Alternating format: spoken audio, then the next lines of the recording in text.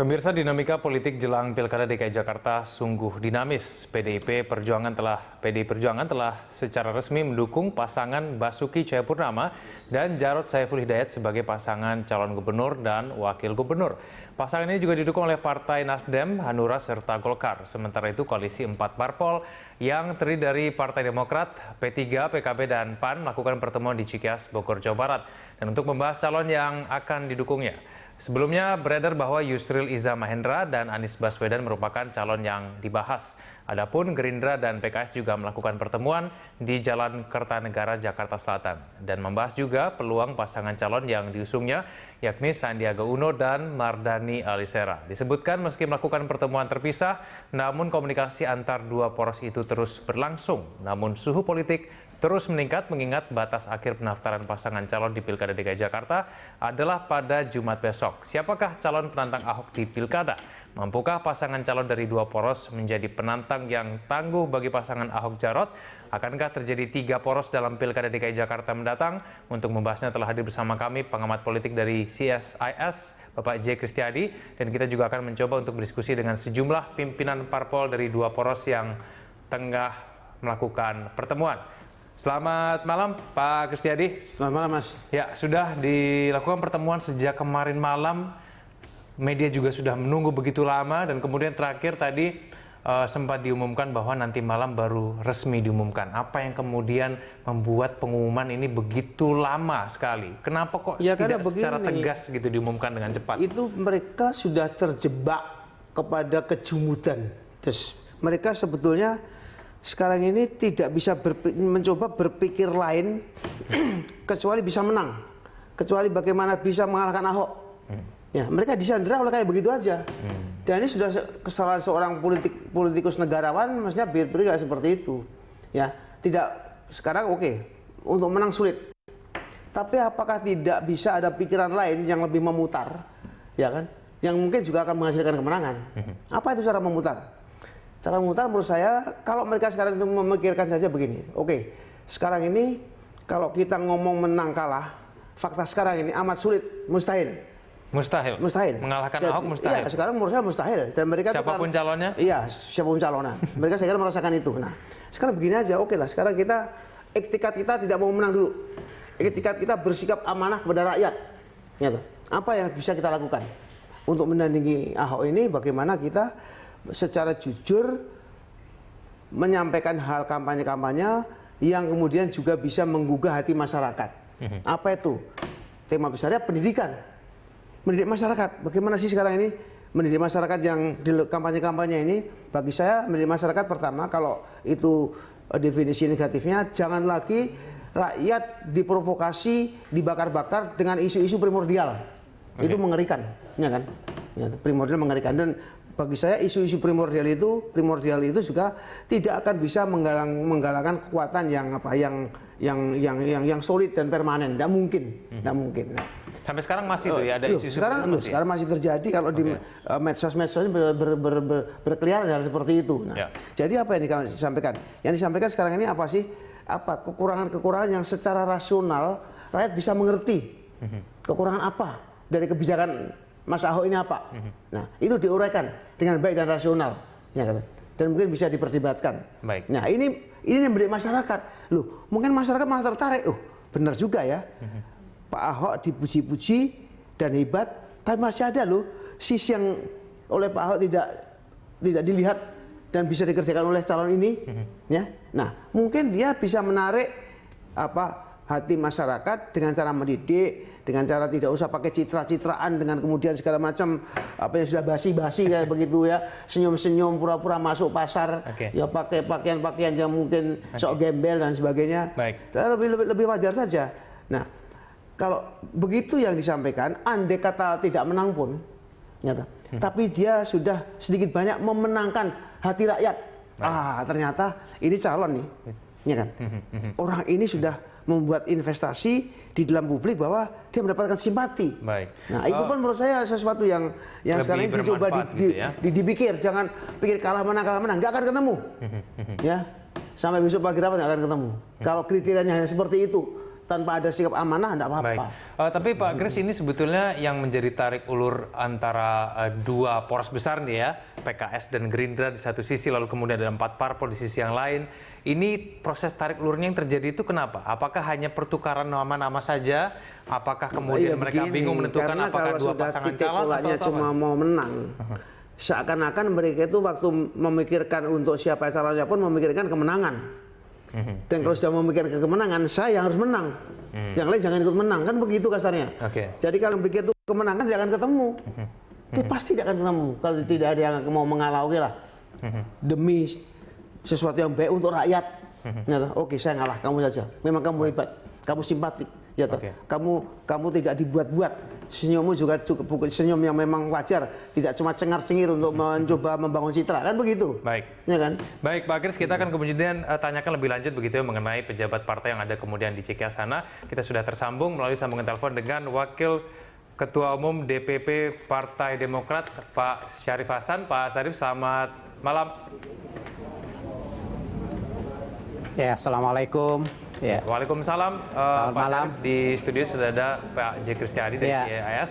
Pak Syarif, mungkin bisa dijelaskan Pak, apa yang kemudian membuat Pak Kris keputusan begitu lama dari hari kemarin sampai sekarang, bahkan nanti update terakhir akan diumumkan nanti malam begitu, baru akan diumumkan siapa pasangan akan didukung. Kenapa Pak Syarif? Ya. Pada dasarnya proses ini memang cukup lama, tetapi di sisi lain kami melihat bahwa memang lebih bagus kita matangkan segala sesuatunya, kita rundingkan dengan mitra-mitra kita, dengan koalisi kita, sehingga kita mendapatkan suatu pasangan yang betul-betul yang diinginkan oleh rakyat, satu pasangan pemimpin yang betul-betul bisa menjadi panutan bagi rakyat, suatu pasangan yang betul-betul bisa memperjuangkan kepentingan rakyat kecil khususnya, dan sekali lagi itu tidak gampang sehingga membutuhkan suatu proses kebersamaan.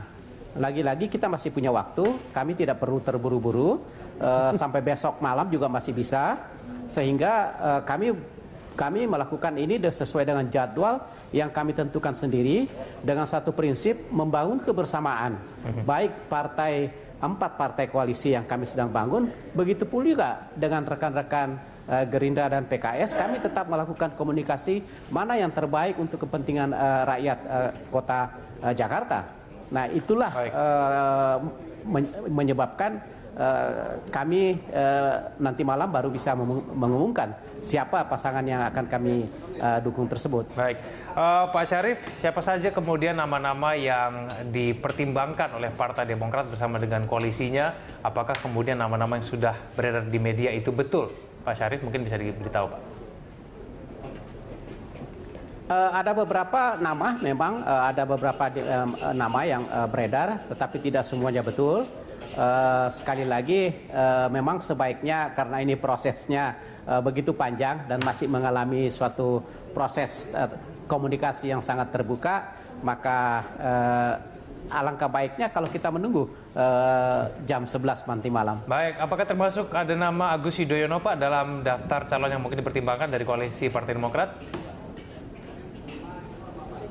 Ada beberapa yang mengusulkan itu, tetapi kami terus terang saja dari Partai Demokrat hanya mendengarkan apa aspirasi dari partai-partai koalisi, dan terus terang Partai Demokrat tidak pernah membayangkan itu dan tidak pernah memikirkan hal itu. Kami hanya sekedar mendengar. Baik. Ya, jadi sekali lagi mari kita tunggu prosesnya ya sampai dengan jam 11 nanti malam. Baik. Bagaimana kemudian dengan partai yang sudah diumumkan begitu beberapa hari yang lalu oleh Partai Gerindra dan juga dengan PKS, yaitu Pak Sandiaga Uno dan juga Mardhani Alisera? Apakah kemudian dua nama tersebut juga yang dipertimbangkan oleh Partai Demokrat, mengingat mereka sudah dicalonkan oleh Partai Gerindra, bukan dari 4 partai yang termasuk dalam koalisi Partai Demokrat, Pak? Iya. Ya, kalau itu tetap berunding untuk maju menjadi Pilgub DKI, tentunya Partai Demokrat sangat menghargai, memberikan apresiasi yang tinggi, karena ini juga merupakan bagian daripada peningkatan kualitas proses demokrasi yang sedang kita lakukan. Dan sekalipun mereka sudah mendeklarasikan, kami tetap membuka komunikasi yang baik dan efektif kepada mereka dengan satu tujuan, mari bersama-sama kita bangun proses demokrasi yang baik ini untuk kepentingan rakyat.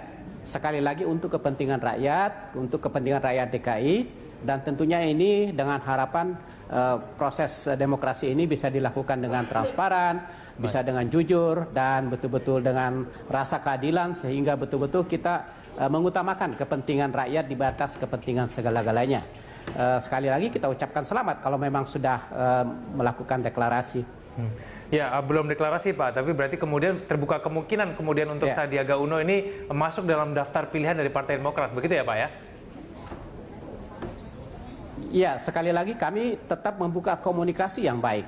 Komunikasi ini kan sangat penting, dan sudah lama komunikasi ini kami bangun, dan ini tetap kita lakukan agar komunikasi ini sangat lebih efektif untuk demi kepentingan rakyat secara utuh.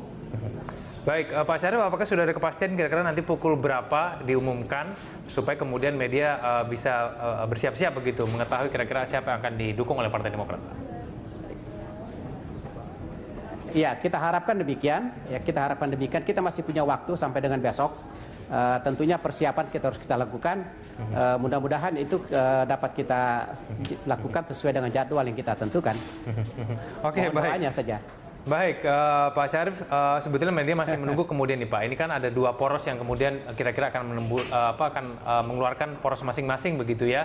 Kami ingin tahu sendiri sebetulnya sikap dari Partai Demokrat sendiri terhadap berkoalisi kembali dengan Partai Gerindra dan PKS ini kemudian seperti apa? Seberapa besar kemudian terbuka kemungkinan untuk kembali mengeluarkan calon yang sama, Pak?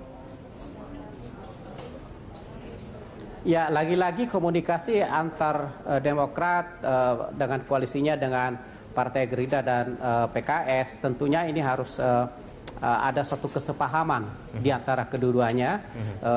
Apa yang pilihan mana yang terbaik untuk kita lakukan bersama untuk kepentingan rakyat.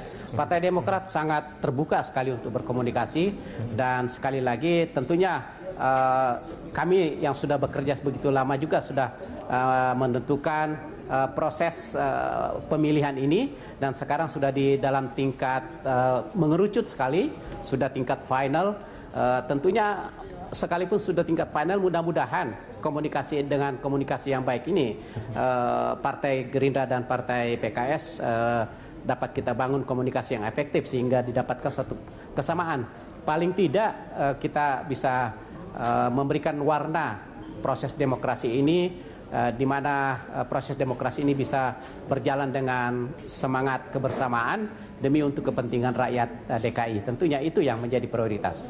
Baik, saya ke Pak Kristiadi. Pak Kristiadi, kalau menurut dari kehidupan untuk berpolitik nanti, menurut Anda sendiri sebetulnya lebih baik ini Partai Demokrat mengeluarkan pasangan calon sendiri dengan Gerindra, lebih baik nanti ada 3 pasangan calon atau 2 pasangan calon, tapi kalau menurut Anda seperti apa? Ya, sebetulnya saya tidak akan ikut dalam keruwetan mereka ya, karena mereka itu sebetulnya gagal melakukan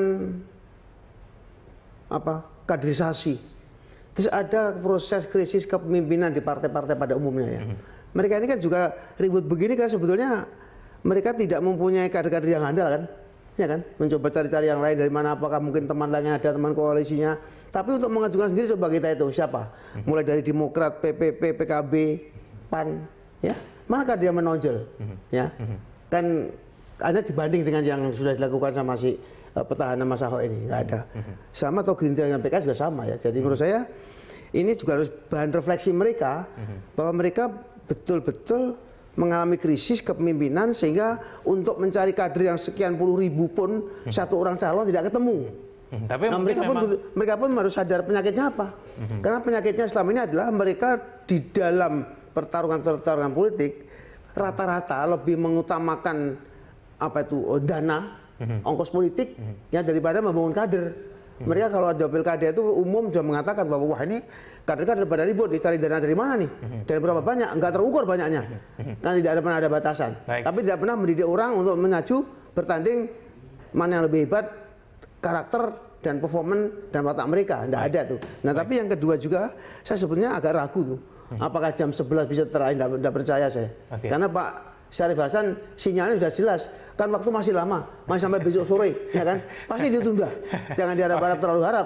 Nanti kita sampai apa itu tidak tidur sampai jam 11 ternyata nggak ada apa-apa nanti. Oke, baik. Ya.